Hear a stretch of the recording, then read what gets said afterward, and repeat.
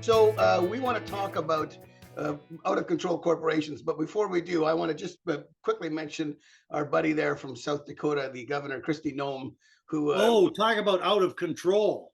who killed her dog and then bragged about it in her book. Now, and I'm sure people know about it now.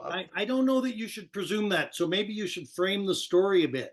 Just quickly, first of all, I'm going to post a picture of what she looked like about 5 or 6 years ago, what she looked like now, because she's had a complete makeover with Botox and hair extensions and probably some plastic surgery and the whole deal. And she's, by all objective measurements, quite attractive. Okay. Trying to be Trump's vice president, from what we understand. Is going to release a book shortly, if it's not released in the next day or two. And in it, she bragged about snippets of it released, and in it, she bragged about shooting her 14-month-old dog Cricket, who was uncontrollable and killed some chickens on their farm. So she realized right away she was going to have to put it down because it was out of control. Dragged it to the gravel pit and shot it in the head. And then a few minutes later, I guess, had some bloodlust, and then decided to kill a goat right after that, because I guess the gun. I didn't know that part of the story. Yeah, I guess the gun had I think it was a double barrel, so she had an extra. It's like when we were younger and used real film in cameras. I remember one time, me and a friend of mine went to Apple River tubing down in Minnesota, the busload of guys and girls, young men, young women. And a woman came up to me and she said, "Can I take your picture?" And I went, "Sure." She took my picture. I was flattered. And then she said, "I have a 24-roll film and I have 23 pictures and I just want to get it developed. So I just need to take one more picture." So I think that in that sense, she just decided, well, I have another bullet in the chamber. I might as well just shoot the dog. Anyway, so now she's saying that it was ghost written and she didn't even know that was in there. People have pointed out she recorded the Audible book, so she clearly read it. Well, and she clearly told the story to the ghostwriter, right? Because my understanding from what I have read is she put it in the book as a way to communicate to the electorate how she's prepared to make the tough and sometimes messy decisions. That is correct. That's what I gather, yeah. And I need to insert something here for people who are not familiar with dogs, because I am very familiar with dogs. 14 months old is a puppy. They do stuff that isn't within the rules. It doesn't mean they're irredeemable at 14 months. My beloved former dog, Reuben, the stuff he did, but I still loved him. Absolutely. And I accepted it is part of the training process. And if you aren't prepared to gut it out for like literally at least the first 3 years before your dog settles down. It's interesting going to phrase "gut it out," which is probably what she did after she shot it. But you then there are so many other options to shooting the dog. It's beyond unbelievable. And then we also found out in the last couple of weeks, literally 2 weeks ago, she shot 3 other old horses. So she clearly just likes shooting animals. And yeah, she wanted to be. And here's the thing that maybe makes it almost better or worse is the one thing that you want to talk polarized, political, cultural, religious, whatever. People seem to have galvanized. Even Republicans are going, "That's ridiculous." So she just yesterday, Trump, whenever you're watching this, so I guess on last Saturday, Trump held a thing at his Mar-a-Lago for all potential vice presidents, and she wasn't invited anymore, and she was supposed to. So the fact that you can let elementary kids, and then she doubled and tripled down. Her latest argument is that dog was so maniacal and so evil and dangerous that it was either the dog or her kids. And people are going, "It's a 14-month-old puppy." Like, so and she's a real gun nut, right? So yes. So it's okay if elementary school kids get gunned down. We still want guns in the hands of people. So if it's guns or kids, I'm picking guns. But if it's a puppy or kids, I'm picking kids. Well, I'm picking a puppy to die, right? So it also, before we get off this, bears mentioning that It's one thing to be enough of an asshole to give up on your 14-month-old dog and murder it. It's quite another to be stupid enough to put it in a book and think that this is going to bring you support from people that go, now that's a person who can make a decision. And Because the people that do say that are dangerous. They're the same ones that, well, we want a vice president who won't be afraid to press the button and nuke those commies. That's right. Like, really? You thought this would win over people? Well, I killed my dog. That's right. I'm qualified to be vice president. And two things. One, as soon as she had killed her dog, one of her daughters got off the school bus and said, "Hey, Mom, where's Cricket?" So I thought that was interesting. And two, and we have to agree on this, if a report came out that Donald Trump shot his dog, he would get his supporters would like him even more. Yes. So maybe. That woman is definitely newsworthy for all the wrong reasons. And I'm glad you brought it up so that we had a chance to get our shots in too.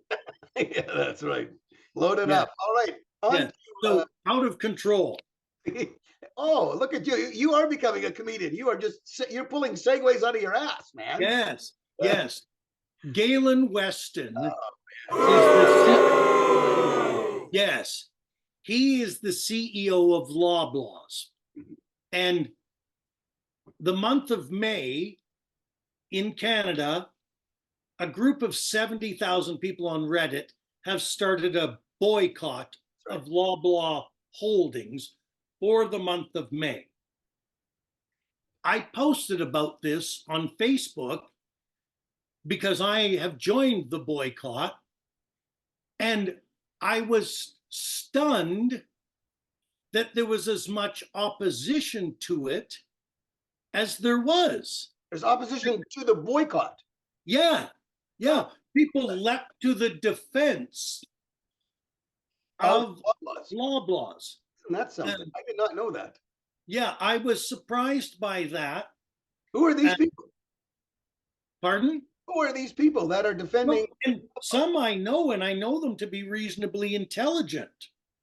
But it shows us the levels and the lack of understanding and how complicated that all becomes. So the Loblaw boycott isn't specifically about Loblaws, although they are a despicable company. You may recall they were convicted for a 14-year bread price fixing scandal. They also are, which is so Canadian. Bread price fixing. Yeah, not oil, that's right. Bread. It's so Canadian. Well, we didn't want to do it with beer. We're not crazy. That's right. It's so Canadian. Yeah. Evil. And they had to be ordered to pay $368 million in back taxes. They didn't do it willingly. Right, that's right. And so they have been accused of price gouging, profiteering, whatever you want to call it. And what that means in this sense is you're charging more than you really need to, and you're blaming other factors that aren't really there. $459 million in the first quarter of this year profit. And that profit is 10%, 9.8% to be exact, more than the quarter last year. Yeah, that's right. They're doing even better. That's right. Yes. So many people have said, well, with everyone struggling and wages not going up, is it cool that you made your profits increased by 10%? And I don't know about your investments, but the dividends paid to Loblaw shareholders for that quarter were 15%. Pretty good. You bet. Yeah. For people that don't have investments, if you did 7 or 8% on your investments, like especially compared to bank interest. 7 and 8 is really good. Yeah. Yeah. If you got 10, woo, 15%. While people are literally cutting things out, like fruit and vegetables, out of their budget because they can't afford them. The question becomes, how much is enough. And we're seeing this at a corporate level. So Loblaws has been isolated as the place to start, A, because they're despicable, B, because of the five, we only have five major grocers in Canada, they own 29% of the market share. Right, and I'm going to post that thing you sent me about with the logos of all the companies. In fact, Yeah. right here, right now, so you can see all the logos of all the companies. So I find boycotts interesting. I find it's a boycott of convenience. In other words, I'm guessing 50% of the boycotters don't go there anyway, so it's easy Yes. to do it. So it's a little bit like remember. When you go on strike, it's easier for people to go on strike in summer when you don't have to sit around a barrel with a fire and freeze your ass off than in winter. So it's easy to go on strike. It's easier to go on to boycott rather a store that you don't go to anyway. Look at me, I'm not going to Loblaws or Shoppers Drug or when you live like right next door to. And now I'm going to name a grocery store that Loblaws probably owns. So I don't know if I can. Don't own Safeway.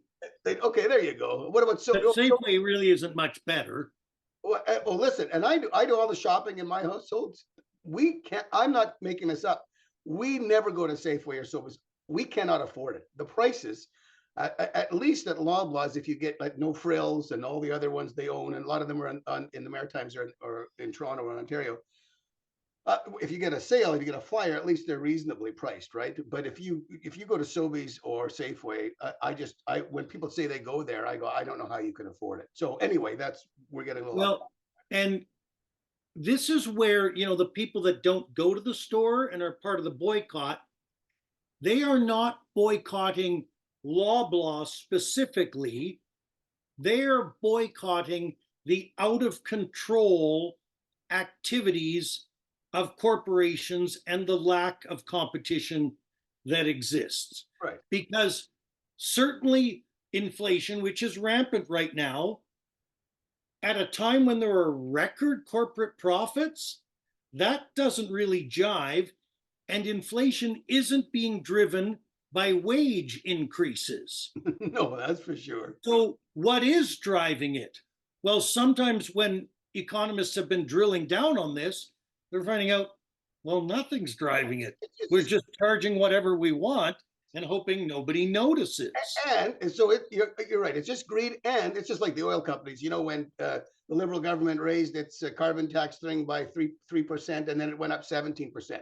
The oil companies went, oh, listen, we'll raise it like crazy, and they'll blame Trudeau, and which is exactly what happened, right? So, yep. It is just greed, and also Galen Weston et al. They know they have people, they have marketers, they have research people. They know this is something they're going to win. Like they've decided that if I want to be the fall guy, go ahead. I make who knows how much he makes. He's obviously decided it's all right. I'll be the fall. You can grill me in front of the House of Commons, the committee, and then in a couple of months, someone else is going to be the new target. Bud Light was the target a couple of months ago, right, for having a trans person market their thing. Dylan Mulvaney. This month, I celebrated my day 365 of womanhood, and Bud Light sent me possibly the best gift ever, a can with my face on it. And then people switched over to another beer, which was owned by Bud Light, which was even funnier, right? I'm not drinking that anymore. I'm drinking whatever it was, Heineken. It's Bud Light owns them too. I'm not sure if it was Heineken or not, but whatever. Well, and that is one of the legitimate things I thought of those that were resistant to the boycott, in that some people go, it's a waste of time. It's not going to do anything. Yeah, right. And that is likely true. You know what it'll do? He'll end up, if there's a marked downturn in their business, he'll just fire people, and he'll go, look what you made me do. I had to lay off a whole bunch of people. So thanks very much, boycotters. And then exactly. He's not going to buy fewer sailboats. He'll employ fewer people. That's right. It's which is why this boycott needs to be representative of corporate greed and maybe go from Loblaws and roll into other areas, because you're right. It's not likely the people not shopping there for a month not going to make any difference to Galen Weston's life. And these corporations, whether or not they know, they believe, and they're probably right, they're immune to any sort of government or consequences. Like, one of the things they want these major, so the 5 are Costco, Walmart, Loblaws, Empire, which owns Sobeys and Safeway, and then Metro, which is big in Ontario and Quebec. All right. They want them to sign the Grocer's Code of Conduct.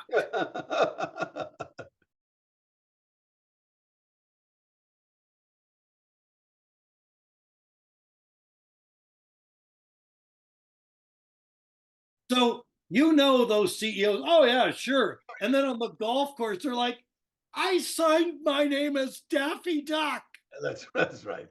I'm never going to comply with this. But the idiots think I will, because there is no legislation to enforce it. Because someone had said to me the other day, they had watched the show and they said, well, you guys should offer solutions. So I'm going to just offer a few solutions about the price. So Okay. one is, and you go to your local co-op, because then you make money back. So we have a co-op within 8 miles of our place, and they have good deals. Certainly if you go there, excuse me, to buy something on a spur of the moment, you're going to pay more than you would pay at a No Frills or whatever.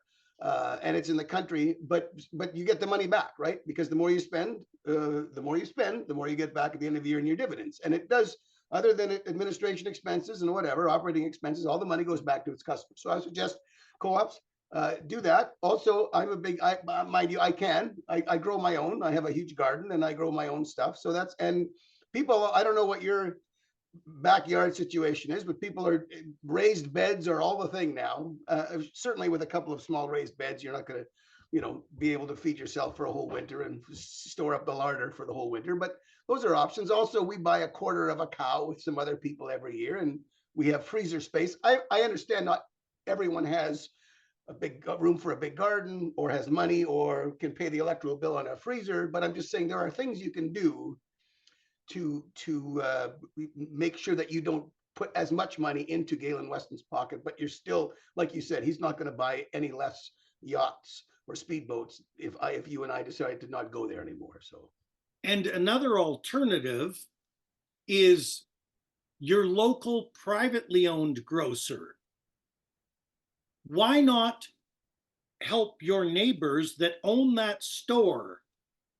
Why not help them out rather than Galen Weston, a guy you're never going to meet, a guy who could stop work today and his great-grandchildren would never have to work? Why not? And people say, well, those local family-owned are more expensive. Sure they are. And in many cases, they are. But at least there, you're not helping someone to build a $10 million summer home. You're helping them put their kids in hockey, sure, or music lessons or something, and it's money in your community. Yeah, and again, and that goes back to some people, like, you go to Amazon. I mean, I was talking to someone just the other day. They buy most of their groceries on Amazon. I love Amazon. I didn't realize you could just buy, like, not produce, although you probably could, but dry goods, and it comes to your door and it's cheaper. So if you're on a fixed income, and you don't, and maybe somebody doesn't have a car, right? You get it delivered to your door. So why are you, Jeff? Is it your Bezos? Why are you giving him money? Well, I don't want to, but you point, all of our points make sense. And we understand that not everyone is able to, some people just have to get whatever the cheapest is to afford to feed their family. And that's okay too. So, and I think Galen Weston knows that. And so he knows ultimately he's going to be just fine. So, but I love the code of conduct thing they sold, because yeah, I think exactly the airlines, I think they have to sign some kind of passenger rights thing, which is a whole other. Oh yeah, which is a joke. And people who travel will remember that was considered a hallmark moment in travel when the government cracked down on those airline bastards with this passenger bill of rights that has rules like if the airline cancels your flight, but it's not weather related, they just canceled it because they said, well, the flight's only 60% full. We're not going to make enough money. We'll just cancel it and screw everybody that needs to get where they're going for a wedding or whatever. Too bad. We'll just do that. They said, yeah, you can't do that anymore unless you compensate the passengers. Right. And people rejoiced. I rejoiced. So they're going to have to give me money if they cancel my, I hope they do cancel my flight. Yeah. However, here's the other side, and I hope the zillions of viewers around the world pay attention to what I'm about to tell you. As everything, this is a fact that I know to be true. The list of people waiting for their compensation from our two airlines, like, you know, the other ones, Lynx and the little ones, they're basically spin-offs. I think Lynx is done. I think Lynx is officially done now. Okay. Flair is done. Rouge is done. So I think we are just down to. Are we down to two again? Anyway. Sorry, there's Flair.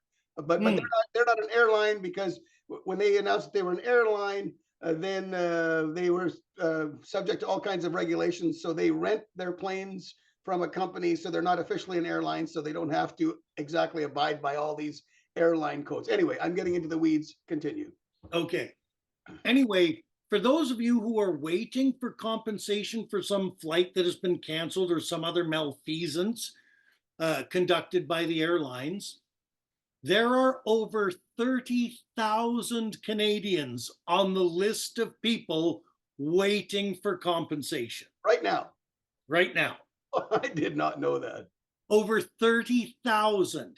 And you can be sure that number isn't likely going down. And here's where I'm now voicing a theory, not a fact. I believe, and certainly if I was running the airline and had to answer to the shareholders, I would say, well, no. Like, first of all, make it nearly impossible. Make it so that you've got to be a Harvard-educated economist to wade through the levels to even file for your refund or your compensation.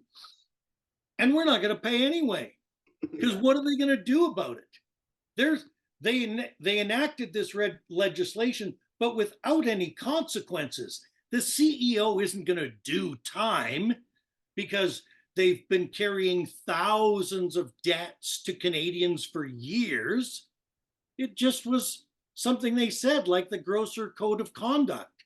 And even more so in the airlines case, we have no choice. We have two airlines. There are a few more choices, as you mentioned, maybe 5. And then if you have your independent co-ops to go grocery shopping, if we want to fly, excuse me, if I want to fly from Winnipeg to Kelowna, I've got either Air Canada or WestJet. That's it. And so they know that. So, and you're right. I'll give you an example of hoops you have to jump through. This isn't an airline, but this is what I think what you're referring to. We have a Visa card that if it extends the warranty of anything we buy, it doubles the warranty. So if in this case, my kid bought some earbuds, whatever they're called, earpods, and Apple, and they went on the fritz in the second year, but my Visa card then says we will cover it. It took me 4 months. And at some point it was like, I'm getting my money back. It was $142. I said, I don't care. It took me 4 months. I had to get the earphones to go to Apple, test them, get a letter from them saying they do not work. I had to send that in.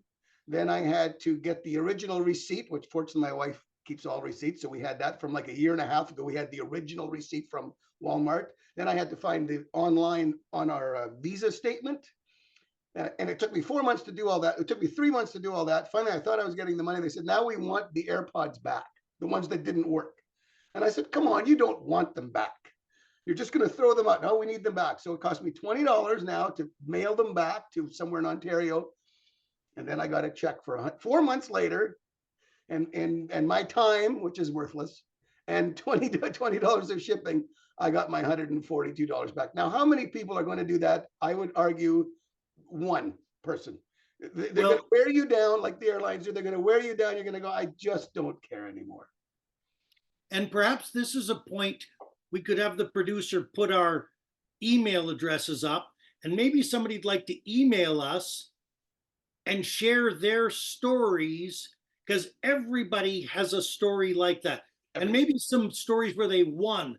Like I had a 9-month battle with Bell to get my deposit back because I signed up for Bell TV, but it was so atrocious that I canceled it the next day.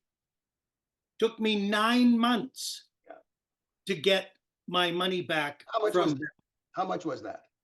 Well, and so it was $250, but as it turns out, the actual deposit amount is $200. But the person I was dealing with didn't know that. And at the time, I wasn't out of prison for very long, so I didn't have a credit card. So this person says, we don't take a debit card deposit. You have to go and buy a prepaid Visa. So I do that. When I start to try to recoup it, the next person says, what? But we don't take prepaid Visas. I thought you didn't take debit. No, we take debit. And why did you pay $250? Well, that's the deposit. No, it isn't. It's $200. So then their confusion then bogged things down. So it might be interesting to hear people's stories, especially the people that kept after them. And here's the other thing. If Air Canada and WestJet and anyone else are sitting on, let's say, at any given time, you say 30,000 people. Oh, my math is terrible. I won't even try. But let's say it's $5 million worth of refunds. The longer they can sit on that, they're making interest on that $5 million. So the longer they can delay it, the more money they're making with our money, which is beautiful, right? Don't you think it's conceivable that it's already part of the plan that at some point the airlines will go, hey, this number has become unmanageable. We need to declare a kind of passenger bankruptcy because we won't be able to pay back this much money. So instead, we're offering everyone that wants to go online and fill out the forms, we're offering them 10 cents on the dollar. And then the process to get 10% of your compensation, that is a nightmare. Yeah, I could go on and on. WestJet used to be a great airline. I used to Loved it. You could call their 800 number. Someone in Calgary would answer in the first 3 rings, and they would ask you how your day was, and they actually wanted to know. Yeah. Get things fixed. And now they're exactly like Air Canada. You wait and you get a call back in an hour, and they go, last April, my 2 sons and I were going to go to Puerto Vallarta. I booked our flights. And then my one son ended up changing his mind, didn't want to go. So I said, okay, how do I phone? And I said, how do I get? And what they do is, if they change the flight, the destination by more than 4 hours, if they change that departure time by more than 4 hours, you can then request your money back because it doesn't fit into your schedule. What they do, and you'll see this now if you fly, they always change it by like 3 hours, right? They'll change, but here's what they do. They change it by 3 hours. And then a week later, they change it another 3 hours. But see, they've still only done 3 hours at a time. So that doesn't count as 6 hours. Genius. So I phoned this guy and I said, what do I do? And he says, well, here's what you can do. And we were going to fly out in February. He said, you get a one-time change. So he said, change it to the last flight. This is Winnipeg to Puerto Vallarta. Change it to the last flight out. It was April 15th or something. He said, because often those flights are empty and then we cancel them and then you can get your money back. So the guy actually did give me, and we changed it, but they didn't cancel it. So we had to eat the fare. But so they have all these little tricks, right? Like you said, weather. And then of course, don't get me started on how they just completely abuse luggage. I mean, you wonder why you fight for that overhead bin storage. I mean, never mind getting off the plane and waiting to see if your luggage comes out. If it comes out, it's going to be so damaged. Not all the time, certainly, but the potential for damage. Did you see this Canadian artist who had her guitar smashed? I'll put a picture of it. There's no way this wasn't accidental. It's so smash. And I have a couple of kids that have that have rage issues. I've had a couple of literally guitars smashed in my house in the last year. They didn't do the damage that that the airline luggage handlers did. I mean, someone had a bad day and took it out on this woman's guitar. But again, what are we going to do if I've got to get to Victoria? In this case, I was there for my friend's memorial. I've got to go, and I don't have time to drive. I've got to pick Air Canada or WestJet. They know that they can do whatever they want, and we're stuck. You know, we'll bend over and take it, I guess, eh? Yes, because you know this conversation, which by the way was one of our ideas for the title of this podcast, "Bend Over and Take It." Well, we didn't choose it, but that was one of the options. Yeah. Because that is what we're doing right now. And that's why things like this Loblaw boycott have to be viewed in a macro sense, not specifically about Loblaws, but that we as people, as consumers, as the electorate, as the decision makers, we are now fighting back against unfettered capitalism. We're now saying, look, capitalism, the ideal that it was sold to us, as it turns out, isn't working. We're protesting Loblaws right now, but what we're saying is this whole system is flawed. The idea behind capitalism, naively, we thought, well, yeah, we'll have capitalism, people will make money, then they'll create more jobs and pay higher wages because they're making money. Right. This is one of these things where you get into ideology versus statistics. That was a wonderful ideal, but it didn't happen. Instead, these people making the money, certainly they're not raising the wages. In many cases, they're not creating more jobs, they're buying more companies, then laying people off, saying, well, we don't need 2 accounting departments. Right. We'll keep half of that company's department and lay off the other ones. And we could go into the self-checkout now too. So they're getting rid of even more people with self-checkout, right? So and it's trickle-down economics, which was Reagan's thing back in the 80s, which never worked. And it never does work because rich people generally aren't generous. They get more greedy as the more money they make, and they don't spread. There are certainly great examples of people that do. And companies that do, but in the main, the rich people really just want to get richer and they don't care about us. And so far, it's worked really, really well for them. Well, and I often say this, the problem with taking the high road is nobody can see you up there. Yeah. So many wealthy people, not all, but many wealthy people will put their name on a building, but if you said, well, you know what, 5% profit is still good profit. So we're going to be normal that way. But they don't get any credit. You don't get your name on a building for that. Nobody even knows you're doing it. Right. You have to be genuinely compassionate to do something nice that you don't get credit for. And human nature being what it is, I think as soon as we're not getting credit, as soon as people aren't watching us, we behave differently. I'm going to post a bit of your comedy in the overtime.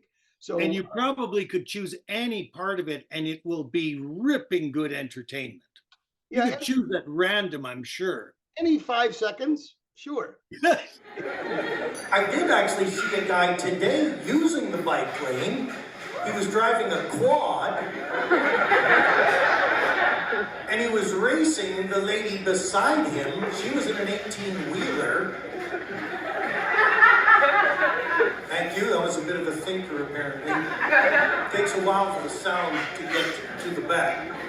So instead of biking, I walk a lot, or hiking, if I'm describing it in my online dating profile.